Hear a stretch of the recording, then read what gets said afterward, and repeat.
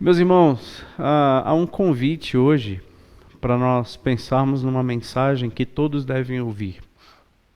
Há um convite a uma mensagem que todos precisam ouvir. Existe algo a ser dito hoje à noite que todos devem escutar, absolutamente todos os que habitam sobre a terra, eles devem dar ouvidos ao que deve ser dito hoje à noite. Tamanha a importância daquilo que vamos falar.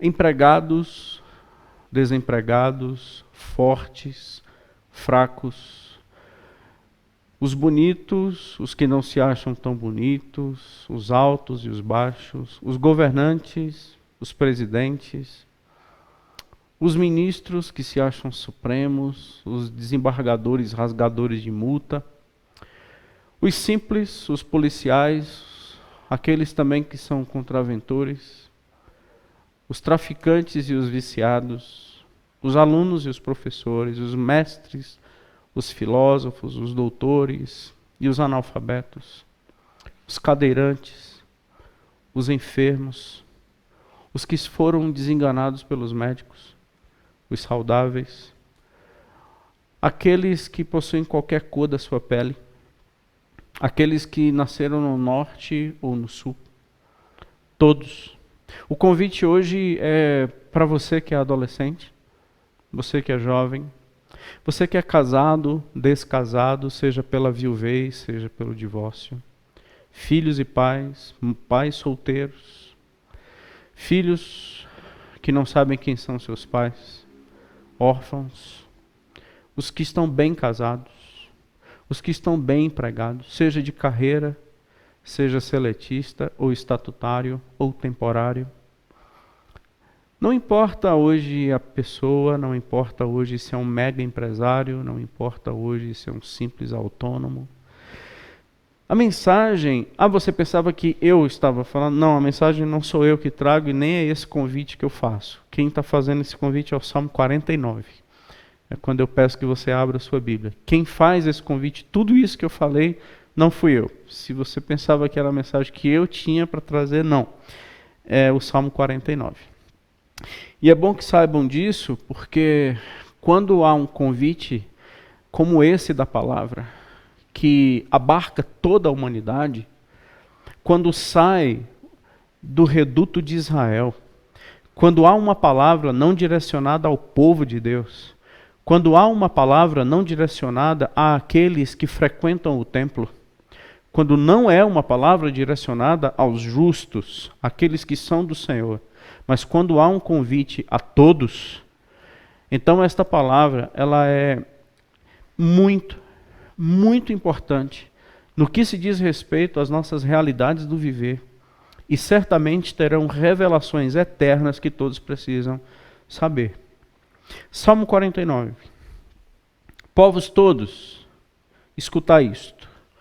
Dai ouvidos, moradores de todos da terra, tanto plebeus como os de fina estirpe, todos juntamente, ricos e pobres, todos os moradores da terra. Os meus lábios falarão sabedoria e o meu coração terá pensamentos judiciosos. Inclinarei os ouvidos a uma parábola, decifrarei o meu enigma ao som da harpa. Por que hei eu de temer nos dias da tribulação, quando me salteiam a iniquidade dos que me perseguem, dos que confiam nos seus bens e na sua muita riqueza se gloriam?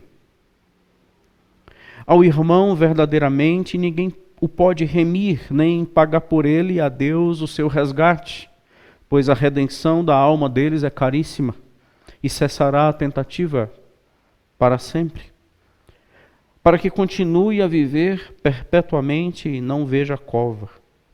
Porquanto, vê-se morrerem os sábios e perecerem tanto o estulto como o inepto, os quais deixam a outros as suas riquezas. O seu pensamento íntimo é que as suas casas serão perpétuas. e as suas moradas para todas as gerações, chegam a dar o seu próprio nome às suas terras. Todavia, o homem não permanece em sua ostentação, é antes como os animais que morrem. Tal proceder é a estutícia deles. Assim mesmo, os seus seguidores aplaudem o que eles dizem. Como ovelhas são postos na sepultura, a morte é o seu pastor. Eles descem diretamente para a cova, onde a sua formosura se consome, a sepultura é o lugar em que habitam. Mas Deus remirá a minha alma do poder da morte, pois ele me tomará para si. Não temas quando alguém se enriquecer, quando avultar a glória da sua casa, pois em morrendo nada levará consigo, a sua glória não o acompanhará. Ainda que durante a vida ele tenha se lisonjeado, e ainda o louvem, quando o faz o bem a si mesmo, irá ter com a geração de seus pais, os quais já não verão a luz. O homem revestido de honrarias, mas sem entendimento, é antes como os animais que perecem. Amém. Deus nos abençoe nesta noite. A palavra que eu trago é uma palavra de reflexão. Fiquei estudando esse texto. Eu não tenho objetivos particulares de pregar um texto como esse e um assunto como esse. Eu tenho despertamentos espirituais. Eu acredito num Senhor que ainda fala aos seus profetas. Eu acredito ainda num Senhor que direciona os seus servos. E algo que eu ainda tento lutar e ainda luto para que isso seja uma realidade na minha vida. Não trazer nenhum tipo de mensagens que não venha de acordo com aquilo que Ele nos coloca no coração pela sua misericórdia, e mais misericórdia ainda nos fazer entender o que Ele quer. Não para atingir qualquer objetivo, não para atingir qualquer pessoa, que não seja necessariamente a sua glória e ser fiel à sua palavra. O Salmo 49 é um salmo que nós nos inquietamos ao lê-lo. O Salmo 49 é um salmo que ele faz o contraponto, ele é o ponto fora da curva do mundo que vivemos. O Salmo 49, ao mesmo tempo, ele é um salmo que diz que a instrução é adorar a Deus. Ele é atribuído aos filhos de Corá. Os coraitas, eles eram responsáveis pelo louvor na casa do Senhor. Nós lemos aqui o texto quando Davi estabelece o louvor na casa do Senhor através de Asaf. Os coraitas também estavam nesse processo. Então, instruir é adorar. Nós vamos adorar a Deus recebendo essa instrução. E nós vamos adorar a Deus sendo instruídos. Quero convidar você a refletir no Salmo 49 e trazer para as longas realidades que estamos vivendo hoje. Por favor, não sou o profeta do caos, não sou um homem que... eu olho sempre com pessimismo, para a vida, mas eu confesso a você que eu sou muito pessimista em relação ao mundo. Eu não tenho nenhum tipo de olhar otimista para o mundo no qual nós vivemos. Eu não consigo ver um mundo que vai se converter. Eu não consigo acreditar no chavão que o Brasil é do Senhor Jesus. Eu não acredito que a Bíblia ela vai sofrer uma reversão por causa da mentalidade moderna que se instalou e essa celebração do bem, do confortável, do bem-estar e do sossegado, da prosperidade, da riqueza e da saúde vai mudar alguma coisa da verdade revelada. Não, o mundo realmente ele vai de mal a pior. E o salmista, ele traz um enigma e diz que ele vai decifrar esse enigma. Acho que muitos de nós estamos em busca de respostas. Muitos de nós. Muitos de nós, na época que estamos vivendo de pandemias, de dificuldades, de lutas, queríamos tanto respostas. Eu quero convidar você hoje à noite. Quem sabe Deus não tem respostas muito objetivas para você. Quem sabe respostas que você está precisando, que às vezes ninguém sabe, só você mesmo. Deus pode ministrar o seu coração hoje à noite. O salmista está chamando todo o mundo, todos os habitantes da terra, e diz: eu tenho resposta para vocês, através de um enigma que muitos de vocês não conseguem decifrar, e em sabedoria eu decifrarei. E o cenário dele, em primeiro lugar, é o contexto. Que contexto é o que o salmista ele consegue se perceber? Bom, até o versículo 6, é um contexto de um cerco. Os inimigos nos cercaram e a pergunta, por que eu devo ter medo dos que me cercam? O enigma, a pergunta é, por que eu tenho que temer? Versículo 5. Por que o medo ele vai se instalar no meu coração? Por quê? E antes da gente dar a resposta, o interessante nesse cerco, nesses inimigos, é que eles não possuem armas. Esses inimigos, eles não possuem flechas e lanças. Esses inimigos não são poderosos com tanques de guerra, com seus caças e com seus mísseis. Esses inimigos, eles são ricos. Os inimigos que cercam, que oprimem, que matam e que esfolam, eles não usam armas letais. Eles têm a ganância que mata. Por que eu devo temer os ricos que me cercam? É bem curioso a gente ver um texto que em épocas de guerra, e um homem chama toda a humanidade a jogar luz lá para o Apocalipse. É muito curioso e é muito revelador textos como esse que diz que os nossos principais inimigos, ou que a grande letalidade não é de uma pandemia, mas são de pessoas gananciosas. Meus irmãos, no mundo que nós vivemos hoje, que é um mundo que roda em torno de dinheiro, eu acho que você não vai ter dúvida se eu te perguntar quem é que manda nas nações. São os governantes ou são os bilionários? Quem manda no Brasil? Quem articula esse mundo? Quem rege esse mundo? São quem tem riquezas ou quem assenta-se em cadeiras governamentais? Engana-se, meus irmãos, quem entender que esse mundo é governado por aqueles que se assentam em tronos. Não, esse mundo é governado por aqueles que se assentam em grana. Estamos numa pandemia. Você já teve a curiosidade de saber quanto que a Google ela ganhou nessa pandemia? Você já teve a curiosidade para saber quanto a Amazon ela teve de acréscimo em seu patrimônio? Você já percebeu nesta pandemia os trilhões de dólares que as indústrias farmacêuticas lucraram e lucrarão?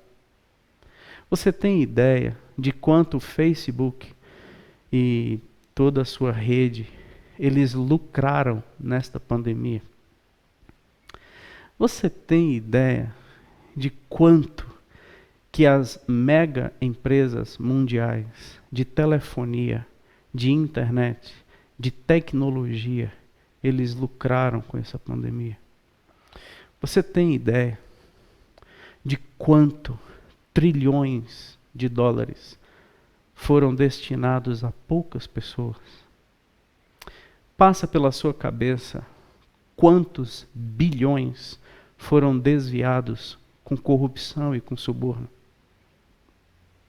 Você sabia que é muito interessante que a não educação, a não saúde, a não religião, isso é bastante interessante a essas pessoas? Não, eu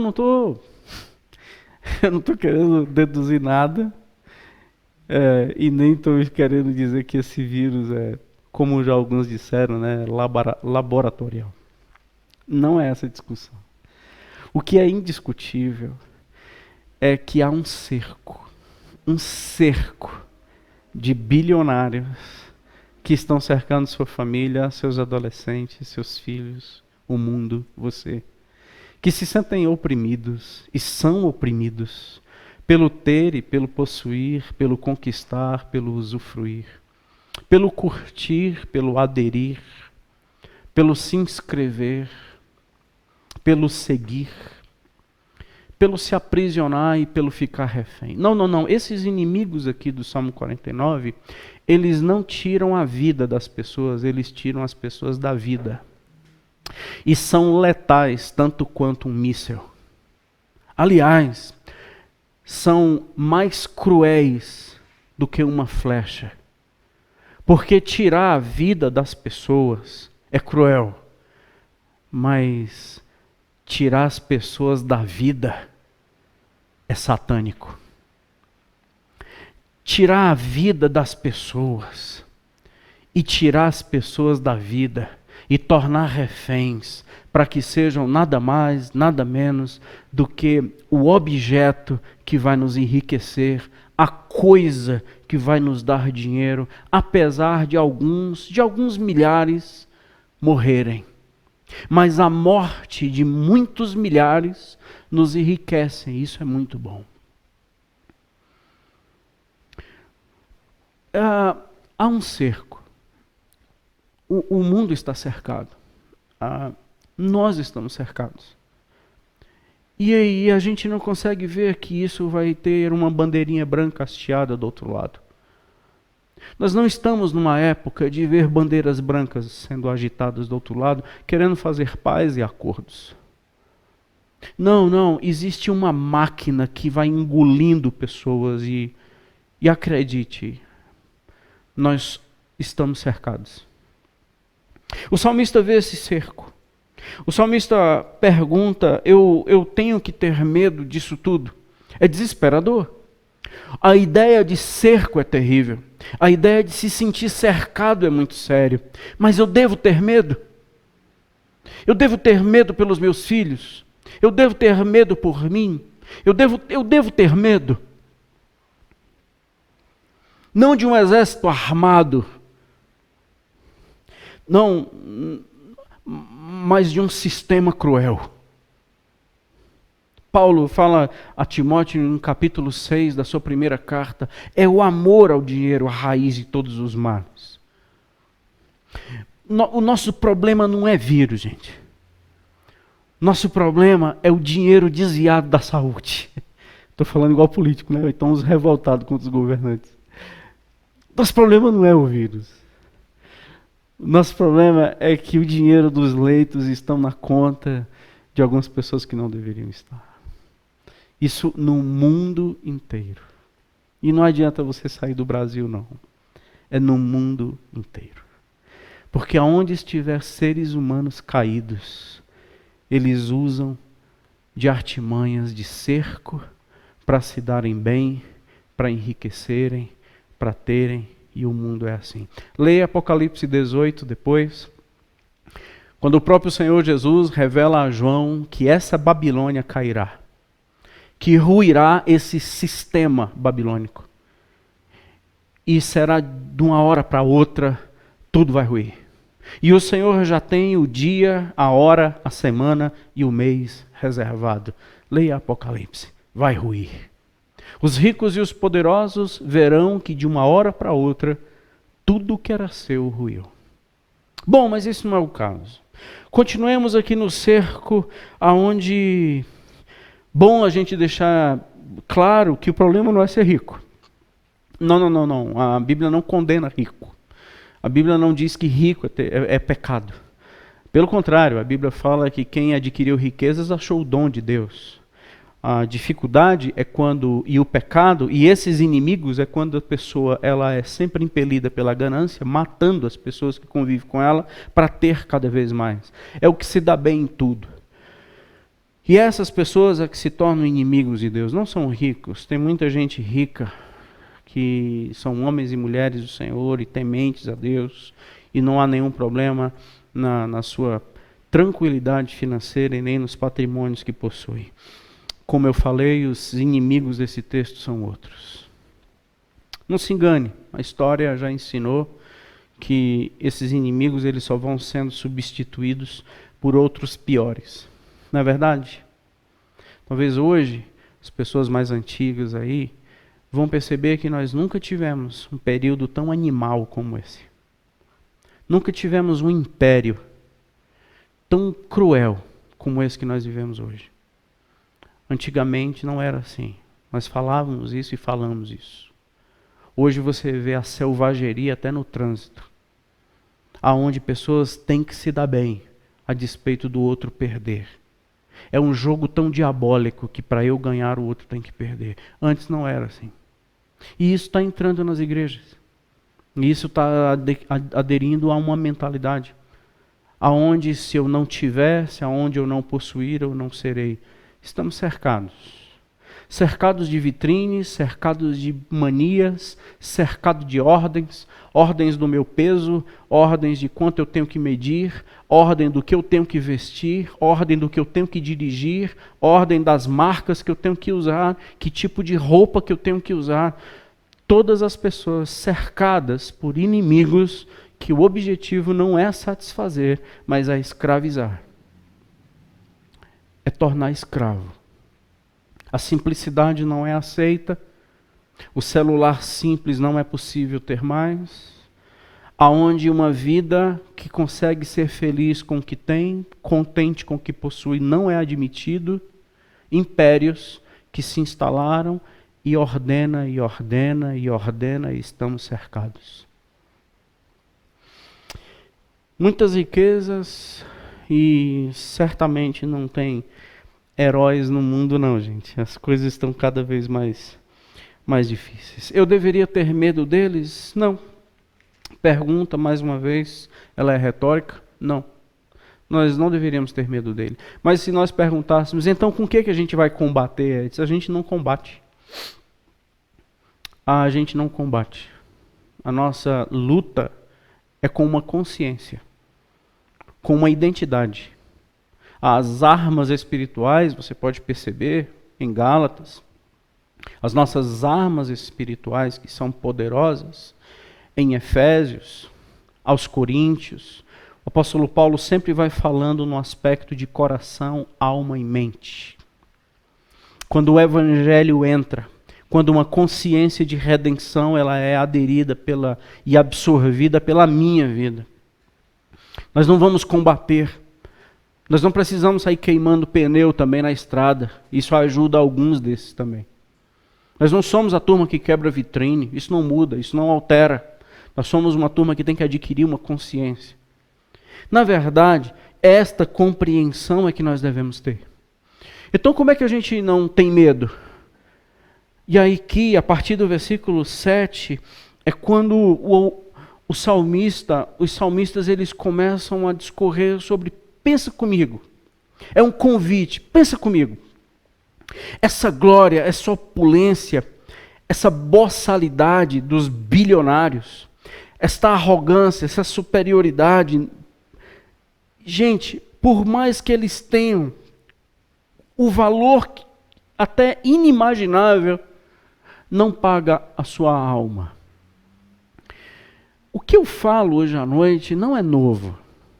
O que eu falo hoje à noite, o que eu compartilho hoje à noite, o que esse salmo traz para nós não é novidade.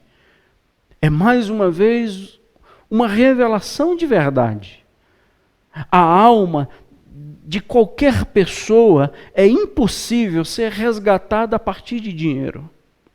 A partir do versículo 7, o salmista diz a consciência que eu preciso ter para não ter medo desse sistema. Todos são mortais, por mais bilionários que sejam, não tem dinheiro no mundo que o faça viver por muito tempo. Não tem como a morte não pegá-lo. Não tem como, a partir do versículo 7, eles continuarem vivendo perpetuamente, no versículo 9, por mais trilhões de dólares que possuem, e que não vejam a cova. Então, toda essa glória, todo esse cerco, é uma vã glória. Por que é vã? Passará daqui a pouco.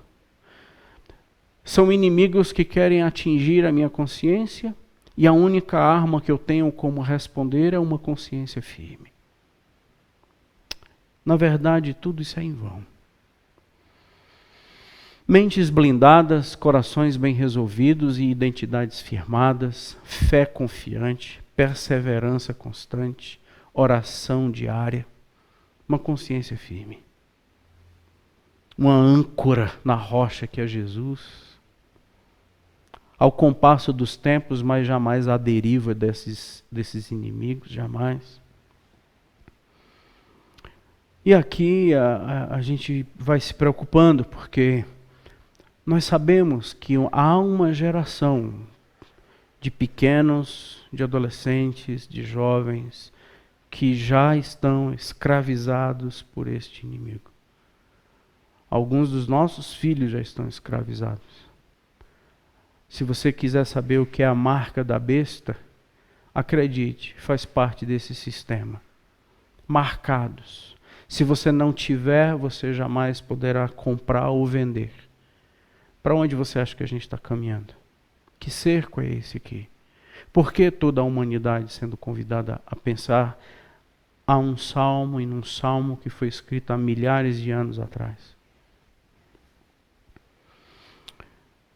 Não é possível remir a alma, não é possível prolongar a vida, não é possível, o dinheiro não faz isso. E no versículo 10, vocês sabem que isso é verdade.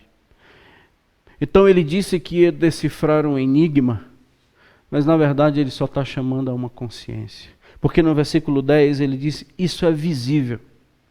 Todo mundo vê que morre o poderoso, o bilionário, o trilionário, ele morre. E a cova agora é o seu destino. Isso é visível, isso não é enigma, gente. Só precisava vocês pensarem. Isso é um entendimento que precisa ter. Valerá a pena. Valerá a pena o curtir, o aderir, o cercar, o matar as pessoas. Aderir a essa visão, aderir a essa mentalidade para matar as pessoas, para ficar rico. E a tristeza porque eu não sou rico, isso valerá a pena. Isso é uma glória vã.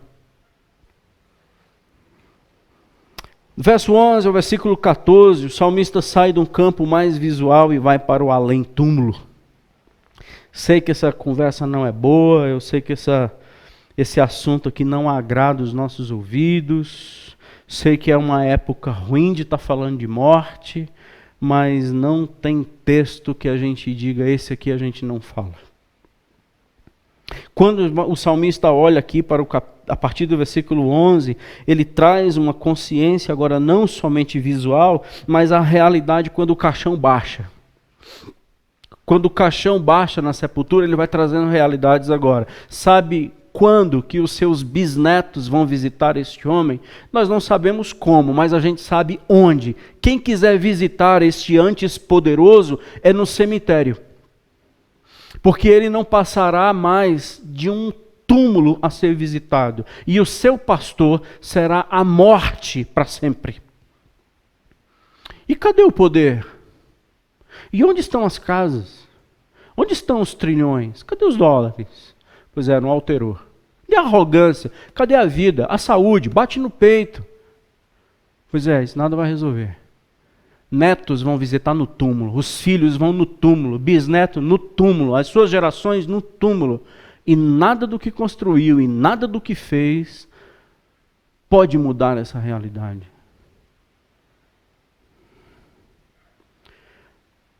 Apesar dele ter um pensamento íntimo de que o que ele ia construir era permanente, isso é vão.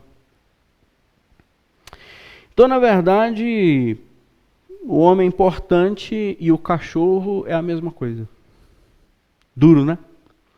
É isso que o salmista está falando. Porque, verso 12, o homem não permanece em sua ostentação, ele vai morrer igual como um cachorro morrerá.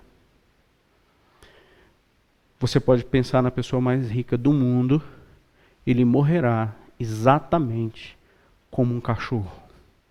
Não haverá nenhuma mudança. Os órgãos entrarão em falência, ou algo muito mais forte do que a sua capacidade de resistir vai afetá-lo e vai tirar a vida desta pessoa. A mesma coisa que aconteceu com o animal. Ambos serão, se o sepultamento for tradicional, ambos terão um buraco na terra e serão jogados lá. O que vai diferenciar é que talvez um foi enrolado num pano e o outro foi enrolado em ouro, mas ambos sofrerá a decomposição natural de um corpo pó em uma alma que se achava que era diferente disso. Duro, né? Pois é, isso aqui é o grande enigma que o salmista está falando. Isso aqui é que toda a humanidade precisa ouvir. Escuta, a vida que você está pensando que vale a pena é essa que dura 80 anos aí? É essa que vai durar 90 anos? A vida poderosa que você acha que valeria a pena, isso tudo valeu a pena, é essa aí de 90 anos e você vai sumir? Passa rápido, tá? Então a festa vai acabar já já. Então os que pensavam que eram eternos, daqui a pouquinho vai acabar a festinha, porque daqui a pouquinho você entra numa faixa etária que você só vai agora ter que lutar para sobreviver e você será humilhado porque por mais grana que você tenha, você não vai conseguir garantir vida e vai para o túmulo. Você e o cachorro, a mesma coisa. E aí, e a grana? E a luta aí, foi para quê mesmo? E tanto trabalho, para quê mesmo? E tanta agonia, para quê mesmo? E aí, fala, o que deu? Então o salmista vai além de tudo. Então, gente, isso é incrível, quando a gente começa a olhar textos assim, e quando olhamos o versículo 14, gente, a morte vai ser o pastor dessas pessoas. A morte será o pastor desses inimigos. Eles vão para um lugar onde só habita escuridão e trevas. Verso 12, verso 20, eles trazem a revelação desse texto, dizendo, vai acabar. Aí vem o versículo 15. Aí aqui é a virada de jogo. Dos que estavam cercados, daqueles que estavam sendo oprimidos. Quinta-feira passada, aqui na escola bíblica, a gente ressaltamos aquela expressão, mas Deus. Onde muda tudo quando a gente lê a expressão, mas Deus. E aqui no versículo 15 diz, mas Deus remirá a minha alma do poder da morte, pois Ele me tomará para si. Agora, o salmista tem uma visão eterna e afirma que aqueles que pertencem ao Senhor, os que estavam sendo cercados por este cerco, sabem que ambos morrerão. Os cercados e os cercadores, ambos vão morrer. Mas os cercados poderão dizer no versículo 15, o meu Deus não permitirá que eu veja corrupção. O meu Deus não me deixará na morte. Salmo 16, 10. Não permitirá que eu veja corrupção. Gênesis 5, verso 24, assim como Enoque, o Senhor o tomou para si. Assim como João, lá em Apocalipse capítulo 4, quando ouviu uma voz dizendo, João, sobe para cá. E um dia nós ouviremos uma frase do Senhor dizendo, ei, sobe. Por que não valeu a pena ser cercado? A nossa redenção não foi por grana. A nossa redenção não foi por dinheiro. A nossa redenção foi por um precioso sangue. 1 de Pedro, capítulo 1, verso 18.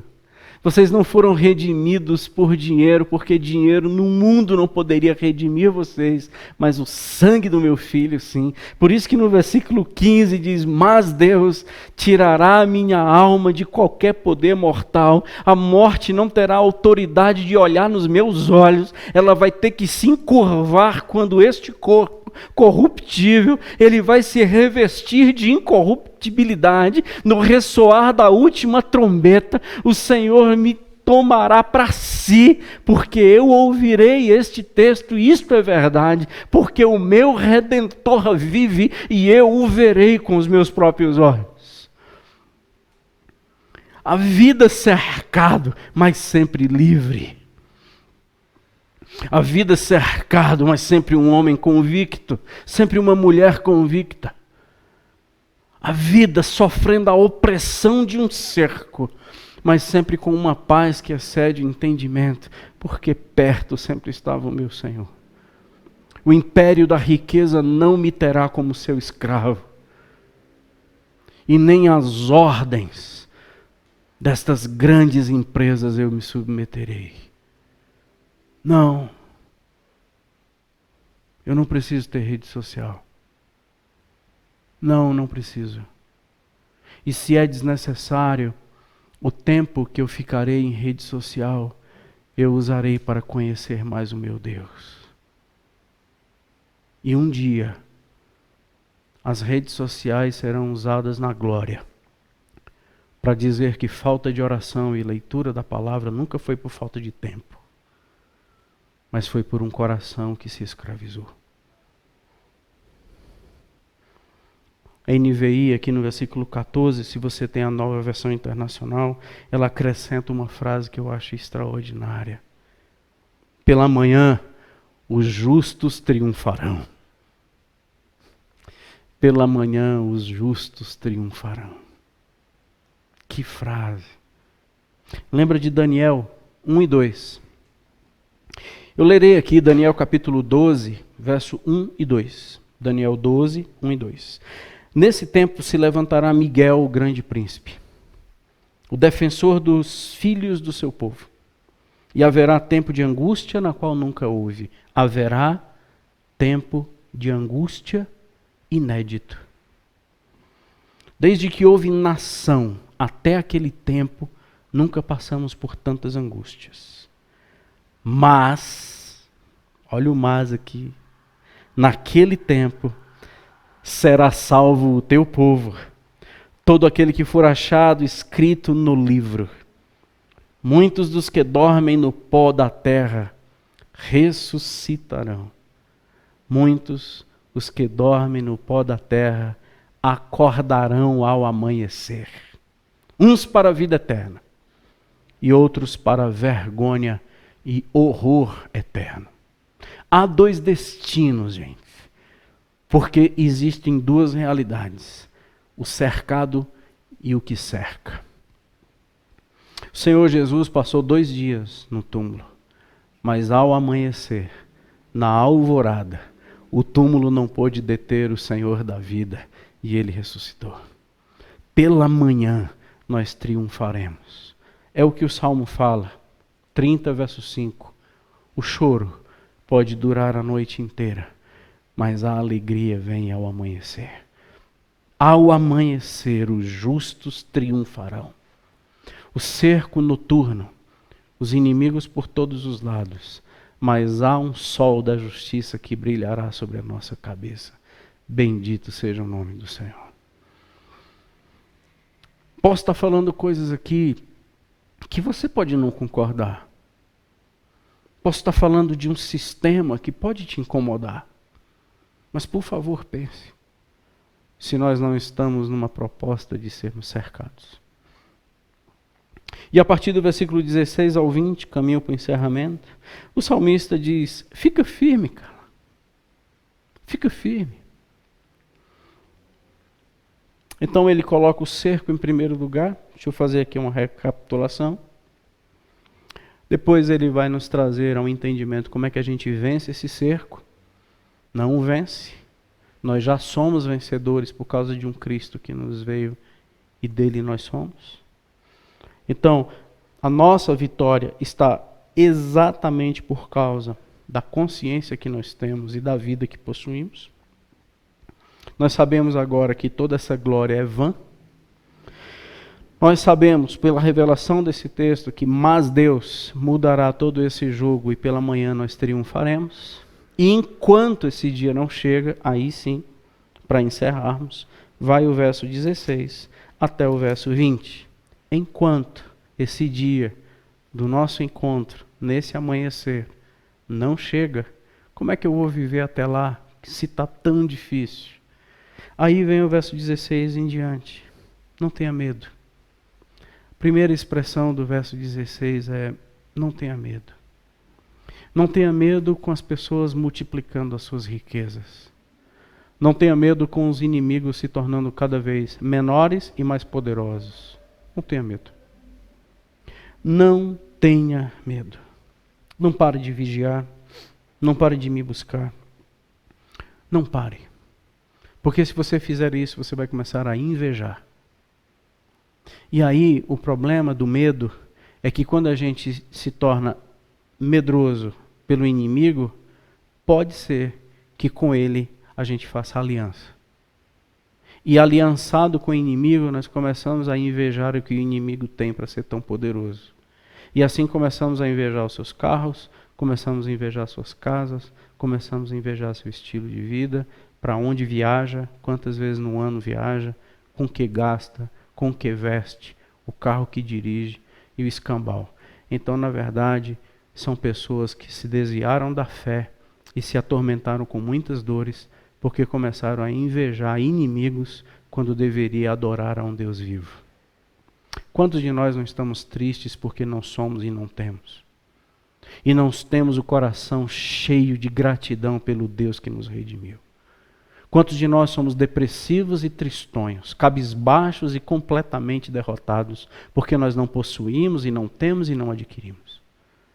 Na verdade, se o Espírito Santo ministrar ao nosso coração, ele vai perguntar: para onde você está olhando? E você está olhando para quem? Para se sentir tão triste? E você está se comparando com quem? Para se sentir tão oprimido? Quem está te cercando? Refém de quem você está se tornando? Asaf, no Salmo 73, ele começa o Salmo 73 dizendo: pouco eu faltei para que eu me desviasse. Faltou pouco. Lembra do Asaf? Responsável pelo cântico no templo. Ele diz: eu faltei, olha, mas foi por isso aqui que eu não desviei. E sabe qual foi o motivo? Inveja. Eu invejava os arrogantes ao ver a prosperidade deles.